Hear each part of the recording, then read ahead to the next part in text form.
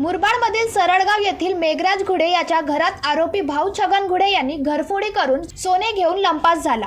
त्यानंतर ठाणे ग्रामीण पोलीस अधीक्षक डॉक्टर डी स्वामी, उपविभागीय पोलीस अधिकारी मुरबाड यांच्या मार्गदर्शनाखाली मुरबाड पोलीस निरीक्षक संदीप गीते, पोलीस उपनिरीक्षक विशाल पवार, पोलीस कर्मचारी तडवी, गावडे, देवरे यांनी तपासाची चक्रे फिरवत अवघ्या 2 तासात गुन्ह्यांचा छडा लावून आरोपी भाऊ घुडे याला मुद्देमालासह अटक केली आहे।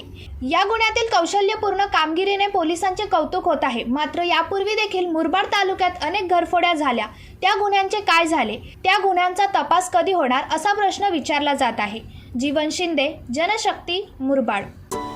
अरे, तुम्ही अजून आमच्या चॅनलला सबस्क्राइब नाही केलं तर लगेच जनशक्ती चॅनलला सबस्क्राइब करा आणि बेल आयकॉनवर क्लिक करा आणि रहा अपडेट।